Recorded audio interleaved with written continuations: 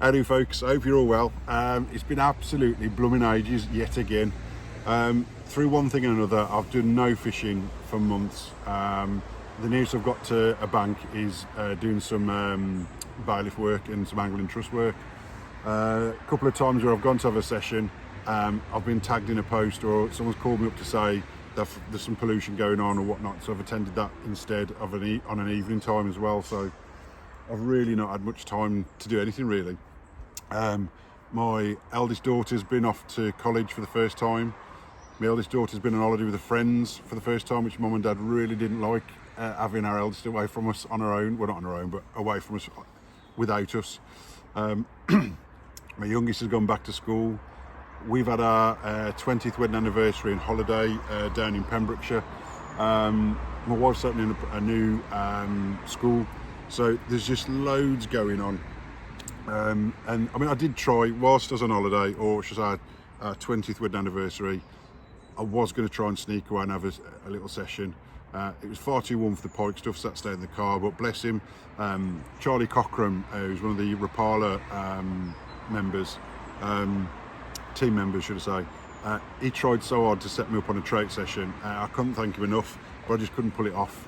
I couldn't quite slip under the radar and get out fishing without probably getting my nuts chopped off. So cheers Charlie for trying. We will meet up next time, and we will definitely, or you'll have to get me in amongst them trout, mate. Today I've come down onto the River Avon. The reason I've done this is the River Severn is like chocolate at the moment, and you pretty much guarantee whatever the River Severn's doing, how rude. The River Avon is doing the exact opposite. For any of you who know the River Avon and Pershore, you'll recognise these. I'm on the BAA water. I've had a quick look. It looks absolutely pucker. It really is. The conditions look perfect. It's not gin clear. Loads of vegetation still about. Lovely cool temperatures. The last few nights have been, well, like between 10 and 12s, and then so it takes a while to warm up. It's overcast, it was misty on the way down, it's all screaming pike. So I was just really excited to be, I mean, I was getting way too much into singing to Michael Jackson on the way down here because I was that excited. But I've got just 2 rods today, but pike rods only, so I've got my bait caster set up, and of course my babies. I've got my babies in the car, AI. So we're going to have a bit of a knock around, and hopefully off one of those stretches that I'm at now, I can winkle a pike out or two. If nothing happens here, I might go further upstream to the weir and see if we can get something there. But in the meantime, let's crack on and let's get working them lures in a bit.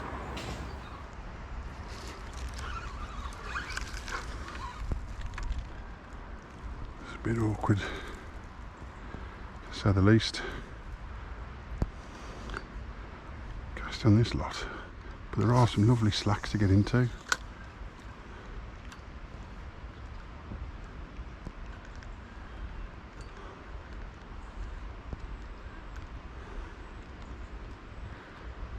That's really shallow, so there's a pike sat there. It's going to launch at 1,000,000 miles an hour.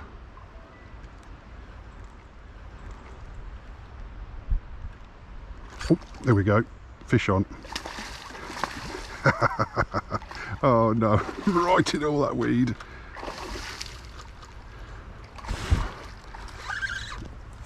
Doesn't look like a bad fish.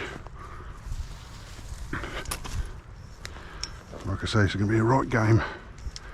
And in this little peewee.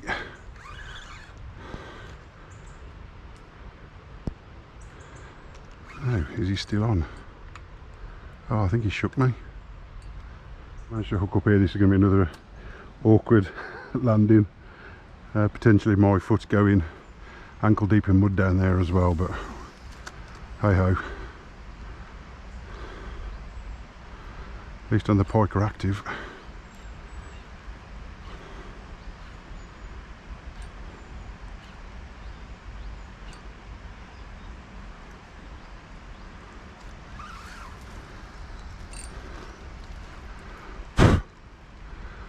I think what I'm going to try and do is coming over the back of those reed bed and up to the top.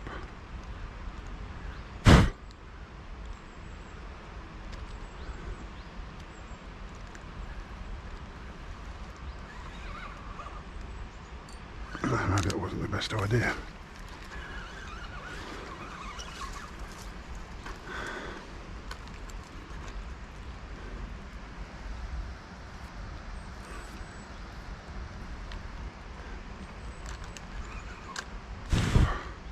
Let's try on the fringe of this tree. I went too far too fast.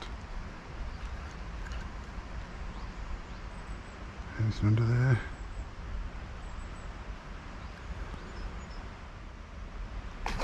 Yes, Jesus, can I crap myself?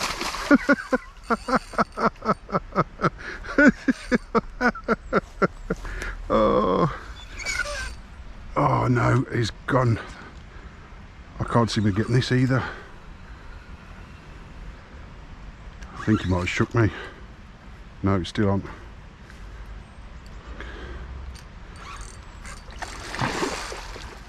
Still there. How on earth you're still attached, mate, is beyond me, but... Right. I should have thought about this earlier. Where are you?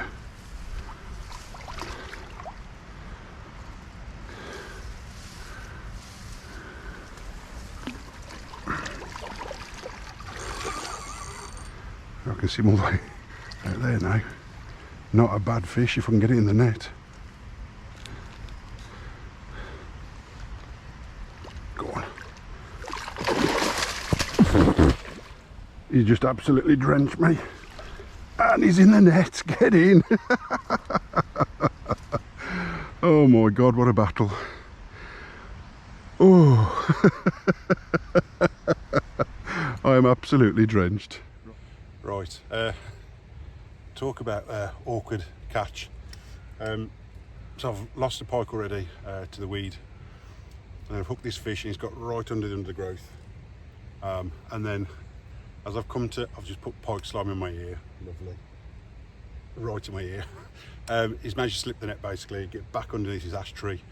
I've then had to use, thankfully I thought I'd lost it, actually went dead, but it's because the hook on the jig fly had caught the branch under the water. So I've been able to use my old Savage Gear net to scoop the fish again and then pull the hook, if you like. So it's not pulling on the fish. Really angry fish. So hopefully it'll give me a couple of seconds just to show you, and then I'll get it back in.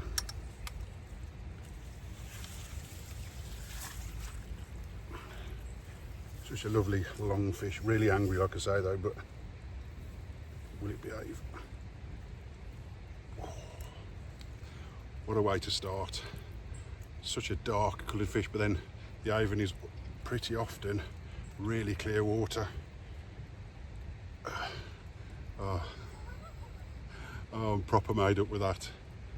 Oy, oy, oy. Right, let's get it back.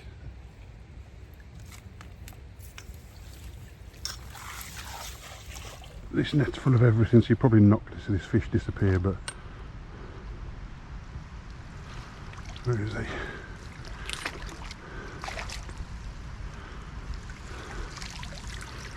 There we go, off to sulk. Bit of a disaster. I'm now knee deep in mud and I might be a little bit stuck, and every time I move my one foot, oh shit it.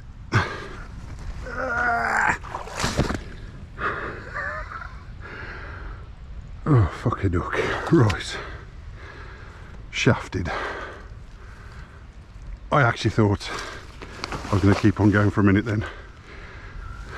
Oh man, what a session this is turning into. So, rather embarrassingly, while sorting that fish out, I broke the seal on the sediment, and I've gone nearly knee deep in silt and mud and water and nasty, stinky, crappy stuff. I'm not going to lie, it took a bit to get out of that. I'd gone that far down and it was on such a steep bank. I've had to get my bang stick out, I use for, as I'm using now for filming stuff, and I've had to cut in footholes into the bank to climb back out. So it always goes to show, it's always a good idea actually to be fishing with someone, just in case something does happen. Worst case scenario, I could have always just swam round and come back out. That's not an issue, but that wasn't ideal whatsoever, and I now stink to high hell. I was getting eaten by flies before, and now I'm covered in fresh silt. They're all over me. My boots weigh about £4 heavier on each foot, and I'm now sweating like a pig, so the flies are just coming all over me, and I've been bitten on my arm twice already. Awesome. Anyway, what that has highlighted though for me is I re-spooled my reel the other day with decent braid. So I've gone back to what I know, which is Power Pro, and this is £66. And for that reason of that fish going to that tree proves why it's always a good idea. If that was £30 Power Pro braid, I can't even speak now. If that was £30 Power Pro braid, or even 40, it might have snapped, or you know, it could have just come off or snapped hard at the line, leaving worst case scenario a fish attached to my lure attached to a tree. That fish then dies. That's not what we want. So I have stripped off about 2 foot of braid on the rod line now, and I've reattached it to the wire trace, so there's fresh braid, no kinks or anything in it. So yeah, lesson learned. Don't tread on what you think is safe silt. Let's crack on. I ain't going home. Let's crack on.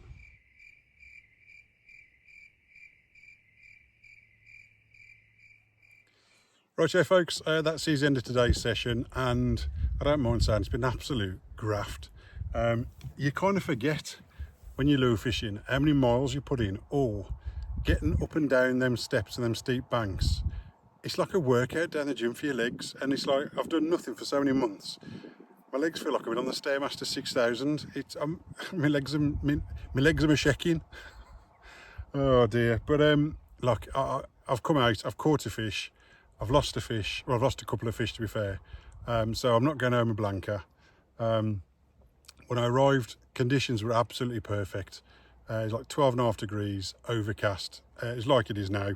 But then come midday, the sun came out, all the cloud burnt off, and yeah, really, really bright, clear.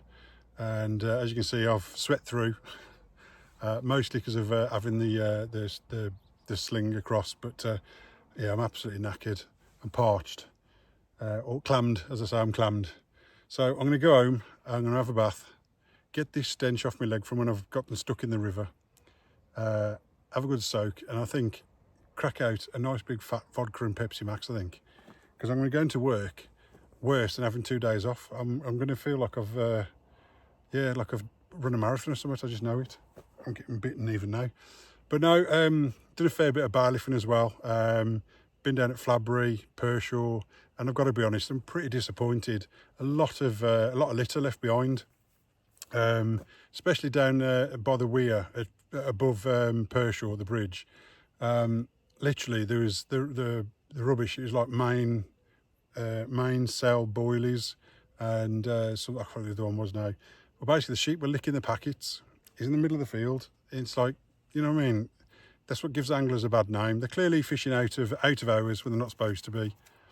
You know, there's boxer shorts, soaking wet boxer shorts, as someone's been in for a swim, fishing tackle there, and old bags and everything, and it's just not on. Talking to another chap, a bailiff down at Pershore as well. Peggy's gone into, if you know it, the 2 big willow trees above the bridges, and he's got a Tesco carry bag full of rubbish. It's just not on. There's a bin by the gate. It's just ludicrous. You just ooh. But anyway, I'm off home, and I'll catch you in a bit. Ta-da.